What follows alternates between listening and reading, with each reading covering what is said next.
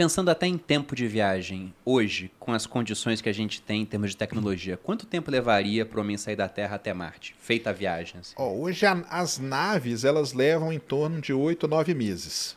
Tá? As naves que a gente manda aí, as últimas que foram, elas levam em torno de 9 meses. É interessante falar, essa janela aí ela acontece a cada 26 meses em média. Então você só pode viajar para Marte a cada 2 anos. Porque é quando está na posição ideal.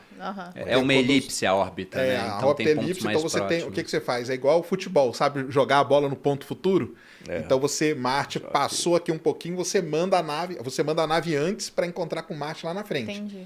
Quando Marte está muito longe, no outro lado aqui da órbita, não adianta você mandar, você vai ficar viajando anos até capturar Marte, entendeu? E esses 9 meses valem quanto tempo para a pessoa? Não, 9 9 meses. meses. 9 meses mesmo. Agora a gente não sabe se o ser humano, talvez seja um pouquinho mais. Eles falam que para até reduzir um pouco a velocidade, né, para ser um negócio melhor, 1 ano. Vamos supor 1 ano.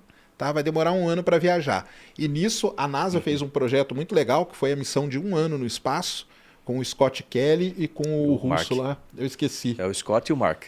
O Mark é o irmão gêmeo dele, que ficou na Terra, e o Scott Kelly passou 1 ano no espaço. Para ver o efeito Para comparativo. ver o efeito no corpo humano. Porque o corpo, tá aqui o Marcos Pontes, Era que isso pode que eles dar estavam experiência. querendo falar antes do podcast. Gente, fica quieto, eu quero falar Não, dentro e ele do tá aqui, podcast. ele pode contar pra gente quais são os efeitos, cara, que você ficar no espaço dá no corpo. São muitos efeitos. Boa parte dos astronautas voltam, eles começam a usar óculos, né? Tem Eles não usam e voltam usando. sequelas, vamos chamar assim. Dá várias, ele pode contar aí a experiência Se dele. quiser, eu conto algumas Por favor. dessas coisas. Não é para desanimar o pessoal que quer ser astronauta, não. Mas faz parte, é bom ter o conhecimento. Porque a gente tem que entender, assim. porque imagina você viajar 1 ano até Marte, chega lá e agora? Você vai ter que descer sozinho. É o que eu brinco com a apresentação do Elon Musk, ele coloca o astronauta chegando lá, abrindo a porta, sozinho, Pleno. tranquilo. Eu falei, cara, não vai ser assim, né? Mas conta aí. Lembra o seguinte, no espaço, o espaço é um ambiente muito hostil para a nossa saúde. Primeiro você tem radiação, né? E enquanto você está na estação espacial, você está fora da Essa atmosfera. radiação vinda do Sol ou viajando pelo espaço? Então, geral, a gente tem. Na estação espacial, a 400 quilômetros, você está fora da proteção da atmosfera. Você tem, então, mais exposição a esse tipo de radiação que é filtrada pela nossa alta atmosfera. Mas você ainda está dentro do nosso campo magnético, que protege de outros. E graças a esse campo magnético, a gente não tem o efeito do chamado vento solar, né? Partículas de altíssima, depois ele explica com detalhes, mas partículas de altíssima velocidade, energia, assim. Agora, quando você sai de tudo isso e vai para outro planeta, você está exposto a isso. Então, você precisa de sistemas na espaçonave para proteger os astronautas desse extremo valor de radiação. Esse é um ponto primeiro. Nosso corpo, obviamente, é muito suscetível à radiação. Primeira parte. Segunda parte, quando você está em 0G, né, o nosso corpo foi desenvolvido aqui, com 1G, nessas condições. Gravidade. Com gravidade, né, uma gravidade. Quando você entra lá em 0G ou microgravidade, o seu corpo perde muitas referências. Então, isso dá alterações no sistema cardiovascular, alteração no sistema hormonal, alteração no sistema imunológico. Eu, por exemplo, sou praticamente surdo nos 2 ouvidos, eu uso aparelhos nos 2 ouvidos, porque o meu canal, os canais do externo, do tímpano até a orelha, né, tem o canal ali, né, o meu corpo começou a atacar a parede desse canal, achando que tem algum tipo de infecção. Isso é meu sistema imunológico, ficou meio perdido nesse negócio, aí eu cria pele de cicatriz, ele ataca mais pele de cicatriz, aí vai fechando. Eu tenho estenose dos 2 ouvidos, já fiz 3 cirurgias e não tem jeito. Isso foi a missão? Duas coisas. Eu tenho 2 fatores contribuintes, como a gente diz em investigação de acidente. Um deles é a missão, né, a parte do espaço que ataca o sistema imunológico. Aí modifica o sistema imunológico, ataca. E o outro, ser mergulhador. Mergulhador também tem esse tipo de problema. Então, essas 2 coisas contribuem. E muitos anos de estresse no ouvido, com aviação e etc. Ou seja, é uma parte importante. Se você for pensar, outro ponto muito importante é perda, para esses voos de longa duração, é perda de densidade óssea. Então, no espaço, como você não tem o peso do seu corpo em cima dos seus ossos, o corpo é muito econômico, ele fala, não preciso produzir células ósseas. Aí você fica com osteoporose induzida pela microgravidade. E isso é um problema sério para voos de longa duração. Outras coisas que acontecem são alterações por causa da redistribuição de líquido, alteração de pressão intraocular, pode causar problemas de visão mais tarde e assim por diante. Ou seja, tem vários efeitos no corpo humano. Aí você fala, quando eu volto do espaço e venho para cá, Eu tenho um hospital, tenho os médicos todos me esperando. Você é ótimo. puxado, o cara te tira, né? Na maca, põe na cadeira. Tira, põe na Tem uma cadeirinha. equipe para pegar os astronautas e colocar, você fica ali um tempo. Você não faz nada para se adaptar novamente à gravidade da Terra durante Aí esse na tempinho? volta você tem um tempo, geralmente demora 3 vezes o seu tempo de voo para o seu corpo readaptar Entendi. aqui normalmente nas coisas. Lá você vai ter que chegar e continuar a fazer. E você vai ter que ficar, você imagina, 1 ano para ir.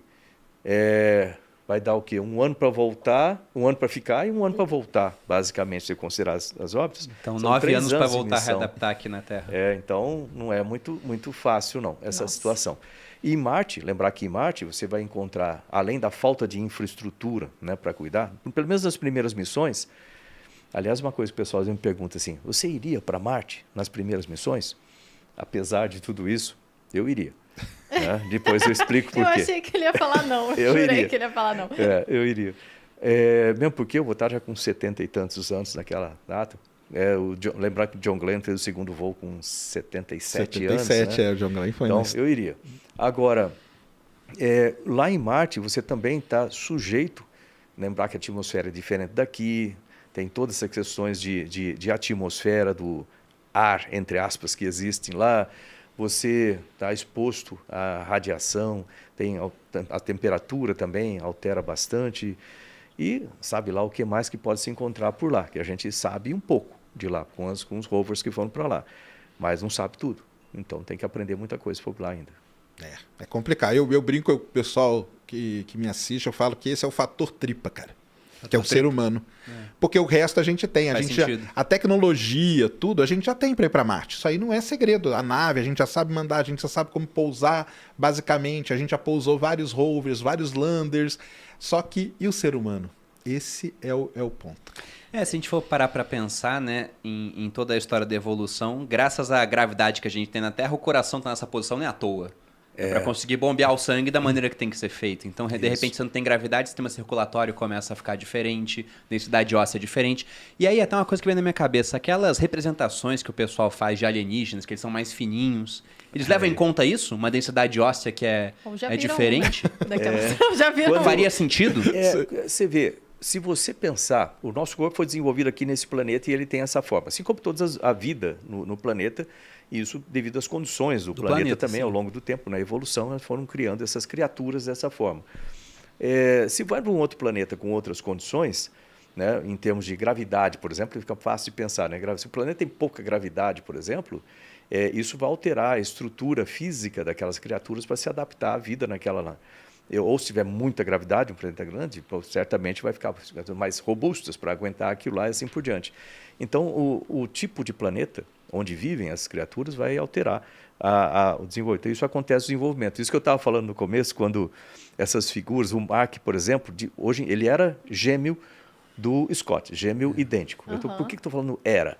Porque o Scott, no tempo que ele ficou lá no espaço, praticamente 1 ano, mudou. Isso eu não consigo nem começar a explicar como é que funciona essa parte de DNA, que isso tem um especialista para isso, mas mudou algo no DNA dele. No DNA dele? No DNA dele. Eu não sabia nem que era possível isso aí. Né? Mas não porque ele foi para... Nas condições da Terra não seria possível. Se você ver, se você for analisar, não são mais gêmeos, né? Então, a gente teria uma nova raça de seres humanos em pouquíssimo tempo, se a gente começasse a explorar de fato o espaço. Com certeza. E aí tem 2 coisas que... Agora eu vou explorar uma parte que... como a gente está vendo ciência muito lá para frente, tecnologia muito para frente, parece um pouco pseudociência, mas certas possibilidades, tanto em alteração genética do corpo humano, que a gente vê pela forma natural ou por alguma forma induzida. Tem até um filme que fala sobre isso, o Titã, né? Induzida. Ou mesmo a introdução de outros elementos mais mecânicos, vamos chamar assim, né, robóticos, que podem, num limite, vamos dizer, calculando o limite dessa equação aí, seria você ter um corpo completamente artificial, mas que resista aí não sei quantos milhões de anos, e vamos dizer assim, o cérebro de um ser humano, né? Agora Então, chegou na- Transferência, a muito transferência de viagem, assim, consciência mas, assim, que o pessoal fala. Agora chegou na viagem E, que o Bruno não, gosta. e aí entra na Ele Neuralink gosta do dessa Elon viagem. Musk. Que é transferir a sua consciência para uma máquina. Aham. Entendeu? E aí a máquina vai, você fica aqui na Terra, a máquina vai, mas ela vai com a sua consciência para lá. E não ter as limitações do corpo Exatamente. É isso humano.